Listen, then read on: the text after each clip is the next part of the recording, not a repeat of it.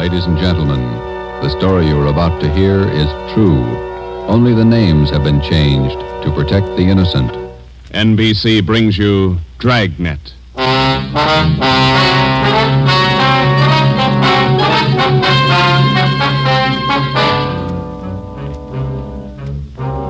You're a detective sergeant. You're assigned to burglary detail. A gang of hijackers has started to work in your city. Truckloads of valuable merchandise have vanished. The thieves are clever, seem to have a foolproof system. Your job, find them. Dragnet, the documented drama of an actual crime, investigated and solved by the men who unrelentingly stand watch on the security of your home, your family, and your life. For the next 30 minutes, in cooperation with the Los Angeles Police Department, you will travel step by step on the side of the law through an actual case from official police files. From beginning to end, from crime to punishment, Dragnet is the story of your police force in action. It was Thursday, March 6th. It was windy in Los Angeles. We were working the night watch out of burglary detail. My partner's Ben Romero. The boss is Ed Backstrand, chief of detectives. My name's Friday. I was on the way back from the record bureau, and it was 5:35 a.m. when I got to room 2A. Interrogation room. Read this to him, Ben. Yeah. 2,600 dozen nylon stockings, 45 bolts of silk, 58 cases imported perfume. Where are you dumping this stuff, Laval? That's what we want to know. I told you the truth. I have nothing to do with it. I don't know anything about it. What was this stolen waybill doing in the cab of your truck? How many times do I have to tell you? I don't know. Your fingerprints are all over it. You must have carried it there. I didn't carry it there. Somebody's out to frame me. How many in the hijack gang, Laval? I'm not in a hijack game. I told you I don't know. When are you going to let me go? Who's the head of the gang? I don't know any head of the gang. I want to get out of here. You're covering for somebody. I'm not covering for anybody. You take the rap for all this, you're going to have a beard down to your knees by the time you get out. I'm not taking any rap. Then let's have it. I'm tired. $42,000 worth. You know who took it. You know where it is. They could have disappeared anywhere on their way from the east to the 1,000 places. Nothing was missing from those shipments when they came in on the train. Everything was there when they were unloaded at the warehouse. Then I don't know. I don't know. Every dollar's worth was accounted for when it was loaded on the truck. Well, where is it now?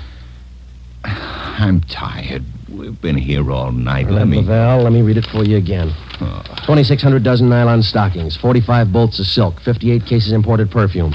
And you're trying to tell us somebody hijacked all that from the trucks without you knowing it? The trucks were loaded at the warehouse. We went out to eat. We came back, got in the trucks, delivered the stuff, and that's all I know. And while you were out eating, the receipts for the load disappeared, too. Is that right, Laval? I don't know where the waybills are. The shipping clerk, that's his job. We talked to him. He says one of you could have taken the waybill. Well, then he's lying. I didn't take him. Then what was this waybill doing in the cab of your truck? I told you, I don't know. Somebody's trying to frame me. Why? I don't know. Somebody, I don't know why. Then you better come up with an answer, mister. Look, I'm tired. We've been here since 6 o'clock last night. We're all tired. Who are you covering for? What are you trying to build? Any of that coffee left, Ben? It's cold. That's all right. You want some, Laval? No.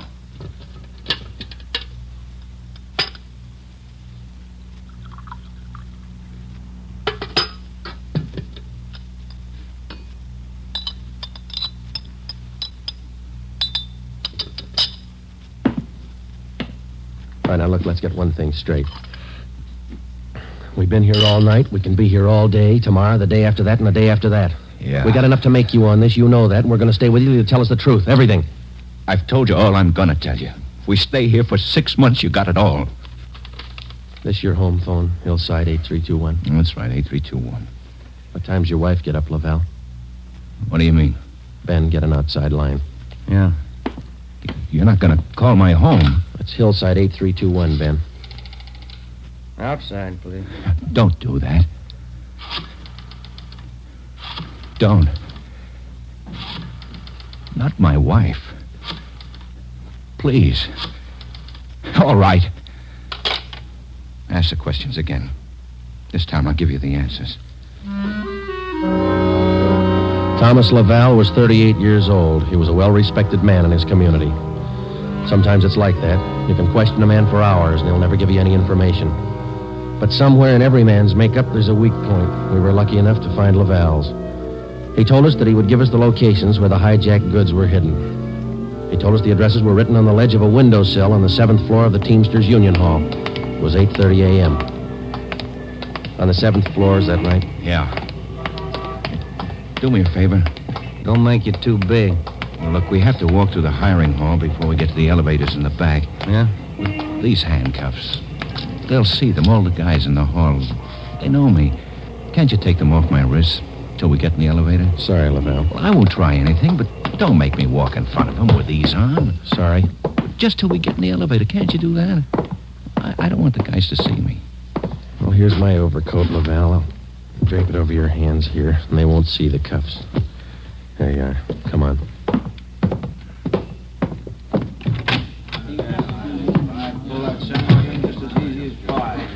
Hi, Tom. How are you? Hi. What's new, Tom? Not much. Oh, that was easy. Let's take the elevator. Yeah.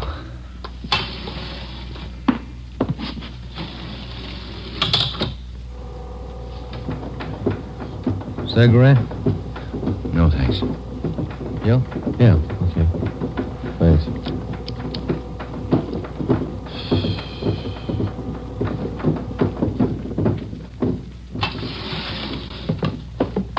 It's down this way. Let me show you. To the left. A window up ahead there. Yeah, this one. I don't see anything on the windowsill. It's on the outside. Open the window and let me check. Yeah. Let me see here. Ben, grab him. He's trying to jump. Get back here. Get back. Let go. Do you hear? Let me go. Get him, Joe. I can't hold him. He's pulling me out. Hold on, Ben. Grab me. Joe! He's slipping. Try, Joe. Hold on. He's kicking loose. I can't hold him. Hold him, Joe. Ben!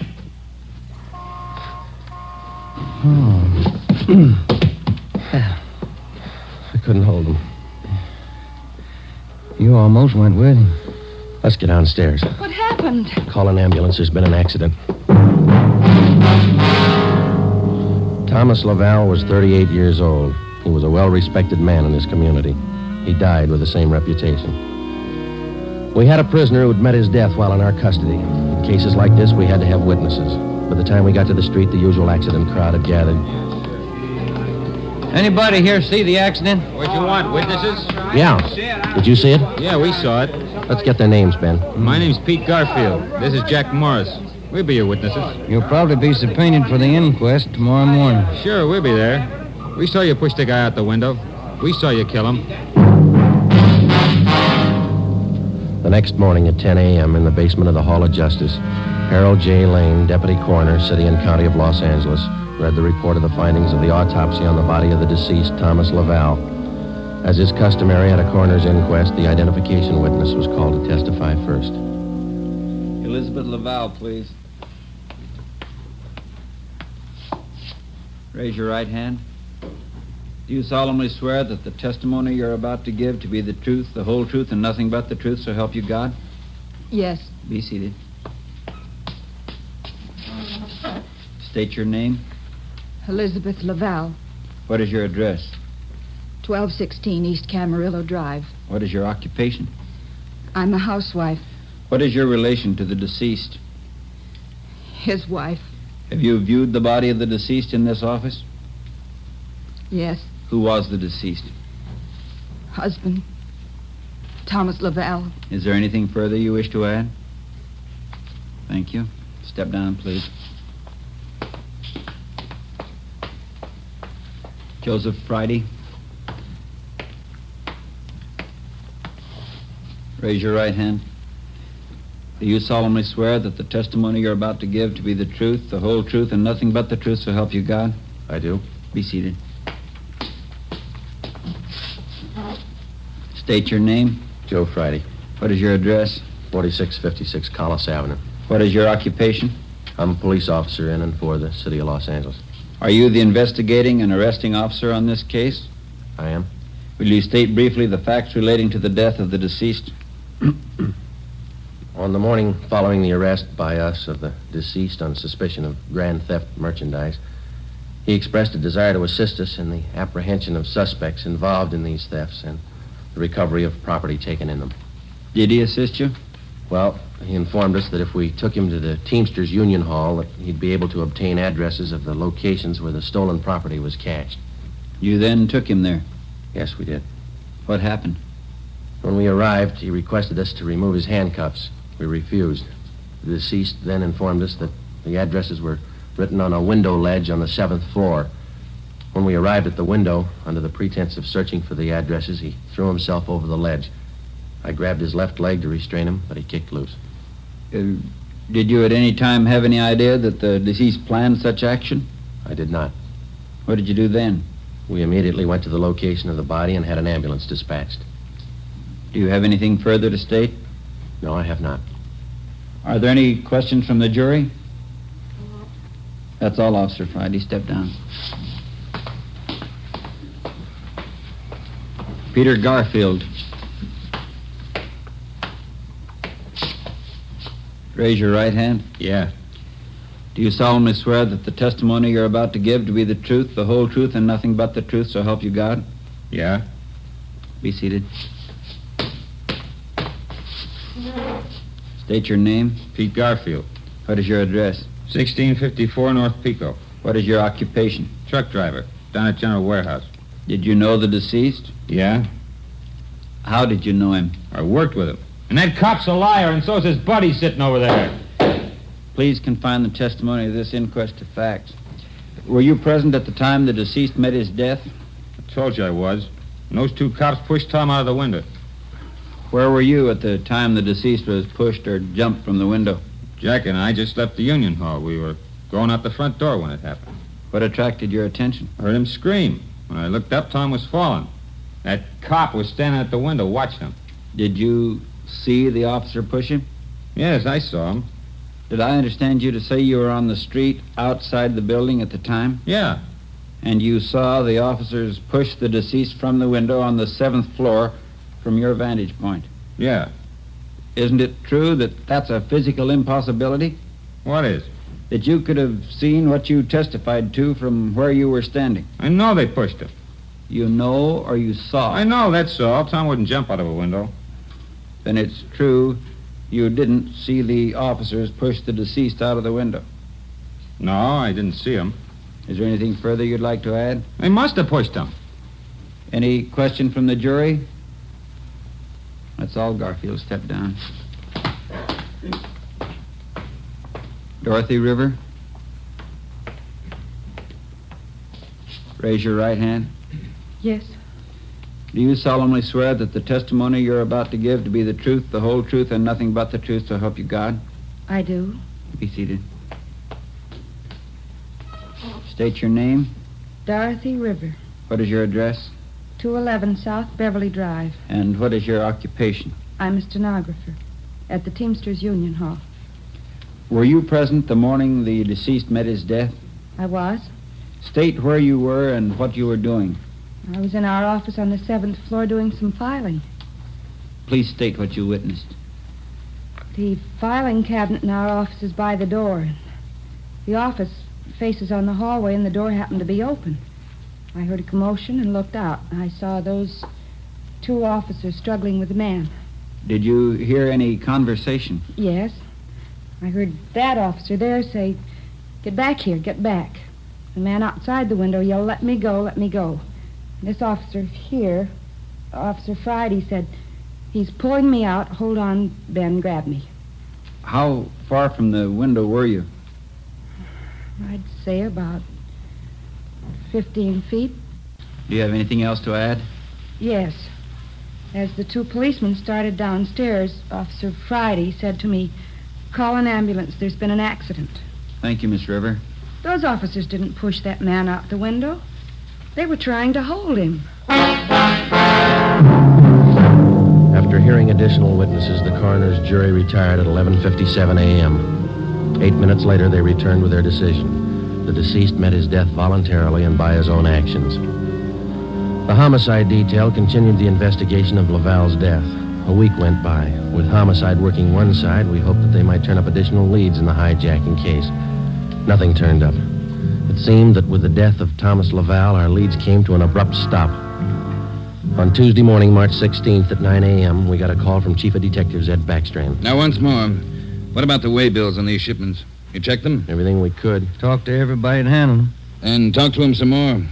$42,000 in merchandise doesn't just disappear. Now, who's the last one to handle those way bills? The warehouse shipping clerk. The bills were signed and stamped. 2 hours after he filed them in his desk, they disappeared. What about the truck drivers? You checked them out? Talked to all of them. Nothing so far. Nothing was missing from those shipments until they left the warehouse, is that right? Yeah. And somewhere in between the warehouse and the delivery points, $42,000 worth of goods disappeared. Somebody's got to be hijacking those loads. We know that, but how do we get to it? Maybe they're working alone. Maybe they're working with the truck drivers. It's one of the others. Got to be. We just hadn't lost Laval. Well, you lost him. That doesn't close the case. You got a suggestion? Yeah, I got a suggestion. Crack it.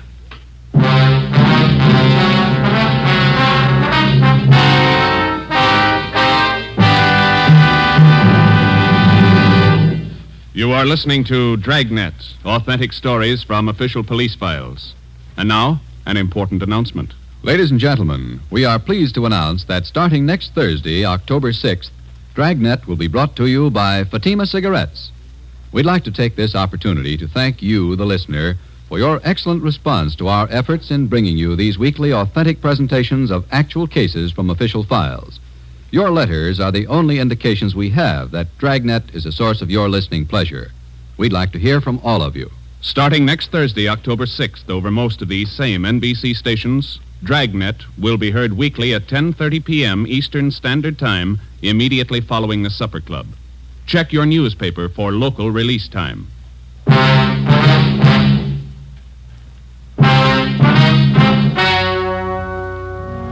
We stayed on the job.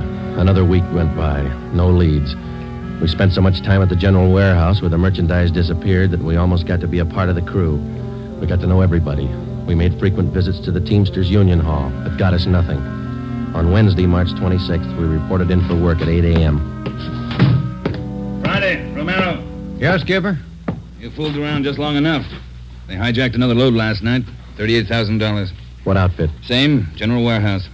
Who's your contact down there? Ray Hobart, shipping clerk. Now hop down there right now and get the details. Right, Ed. There are 2 ways to solve this thing. Yeah? You can get those hijackers now or wait till General Warehouse goes out of business. Get on it.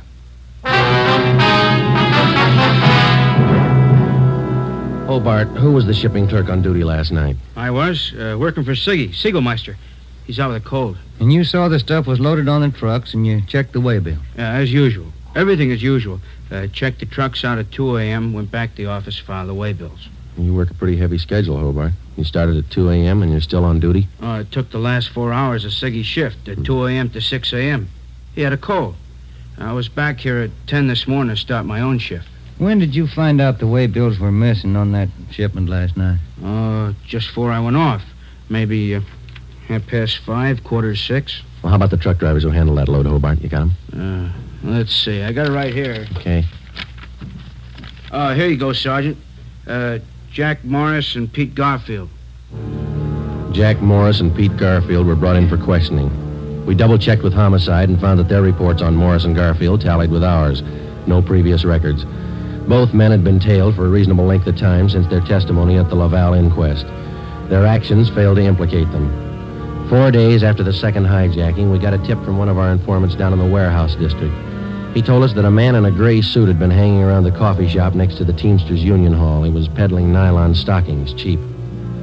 There had been other reports like this, which we had followed up, but none of them had paid off.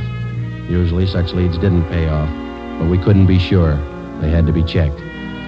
At a few minutes before 5 that afternoon, we found the nylon salesman in the gray suit in the back booth of the coffee shop adjoining the Union Hall. Look, Mag. Take a look. Fine it. You can't do better. 51-gauge nylon. Look good, huh? Sure do, don't they, Joe? Yeah, they do. We've been looking for you, Mac. Some of the guys in the Union Hall said that you'd be around. Sure, I saw lots of these around the hall. Truck drivers, just like you, buying them like crazy. Good deal. Sure looks like it, man. How many pair can we have? Many as you want. 4 bits a pair, you name it. You got a couple of dozen for us? Couple of dozen? No, not on me, but I can get them. Many as you want. Well, we're kind of in a hurry. Can you get them for us fast? Couple of dozen. Better make it 3 dozen, huh, Joe? Yeah, if you want. 3 dozen. Can you get them now? Couple of hours I can get them. Same quality. Want to meet me here? Oh, I don't know. We wanted them for tonight. My wife's birthday, you know. Well, maybe an hour and a half. How's that?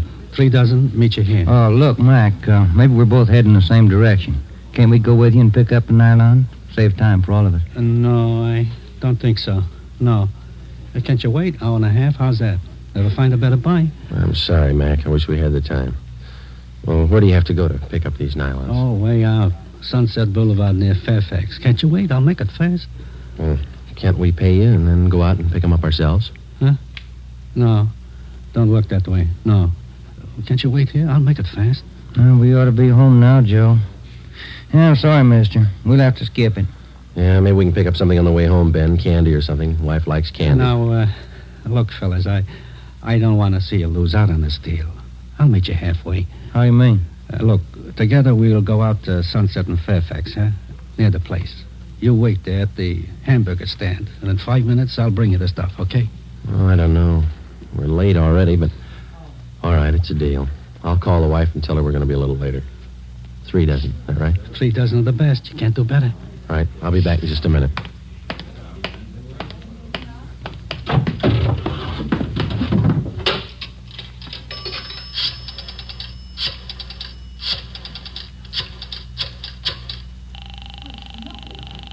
$253.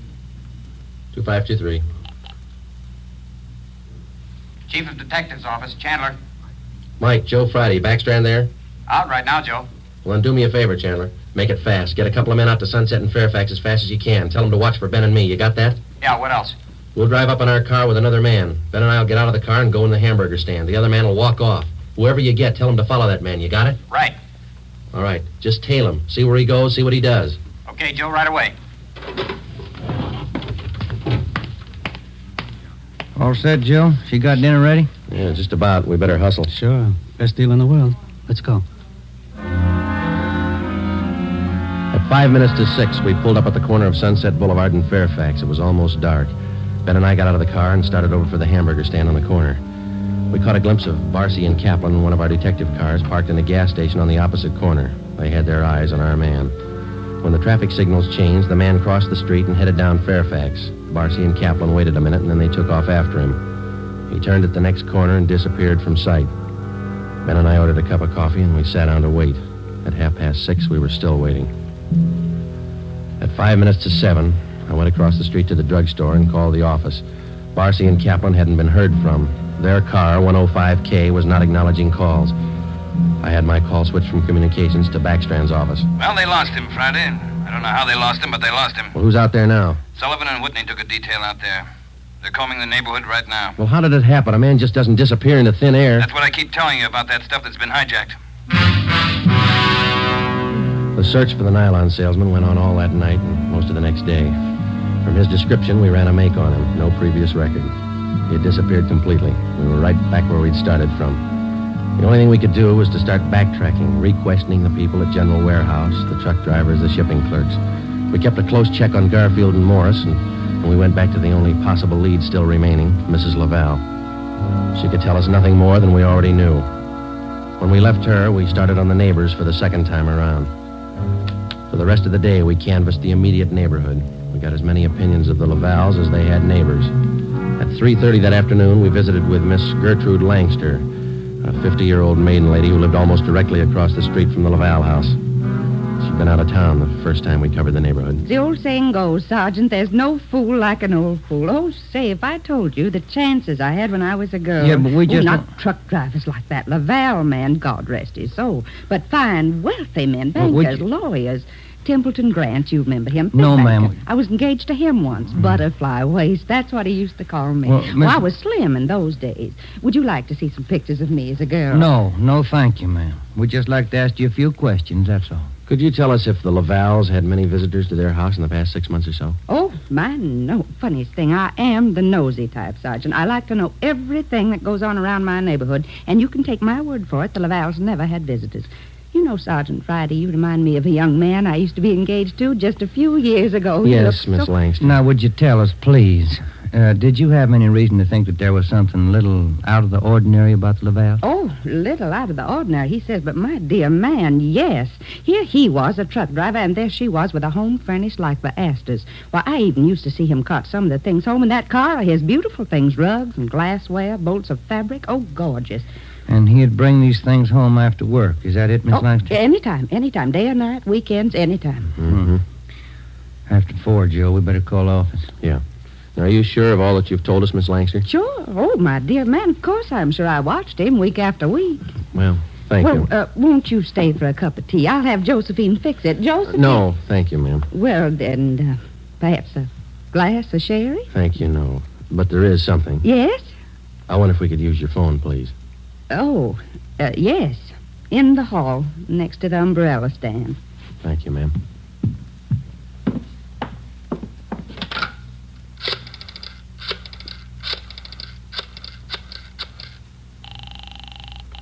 City Hall. 2523. 2523.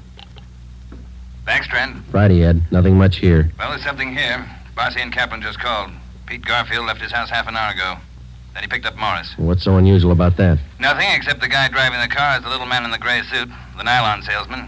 Barcy and Kaplan are tailing him. Where are they now? Headed north out Riverside Drive. Well, there's nothing out there but a golf course and a lot of riding stables. I don't care what they do for recreation. Go get them. With red light and siren, it took us 12 minutes to pick up Barcy and Kaplan on Riverside Drive. At 4:23 p.m., we pulled up in front of the Blue Pony riding stables. Barcy and Kaplan's car was overturned just beyond the driveway leading up to the riding academy. Kaplan's hurt. I called an ambulance. They rammed us. What kind of a car are they in? They switched. They're driving a 12-ton Bulldog semi. Which way they head? Going north. Got a 3-minute lead on you. Pneumatic commercial. Adam 653. Let's go, Ben.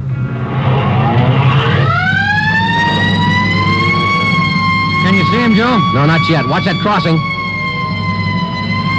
Up ahead, Joe. That's a semi. Can you read it? Wait a minute. Adam 653. That's them. Took a right on Lancashire. Don't lose them. They're pushing that semi too hard. Look at that trailer sway.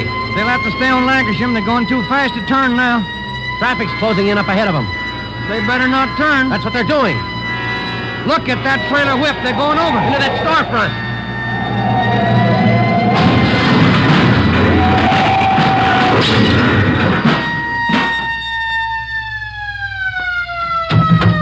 Come on, Ben. You all right? Wait a minute. Let me see. Yeah, they're banged up, but they're alive. Well, there they are, Joe. Yeah. Garfield, Morris, little man, and a gray suit. It's funny, isn't it? What's that? Garfield's going to swear we pushed that truck through that window.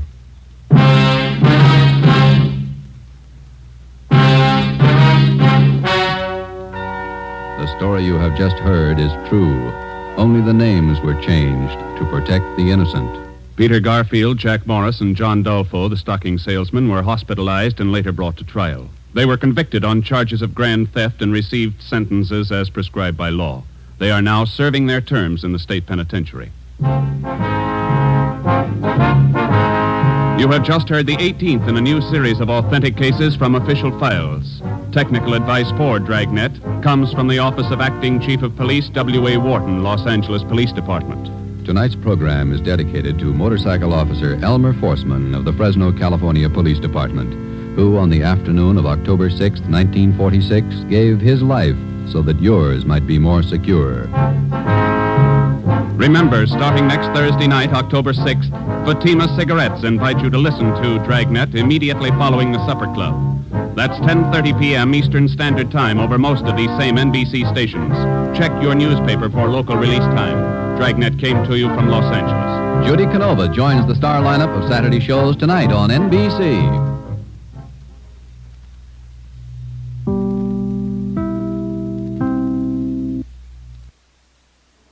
Would you like a shout out? Leave a comment in the section below. Tell me who you want to shout out to, who you want to shout out from, and we'll get it up here for you. Hey, we want to say thanks for tuning in. Please like and subscribe so you don't miss any. Got a lot more of these up there. Go check them out under the playlist. Leave us a comment. Tell us what you want to see, what you think, and we'll see you next time.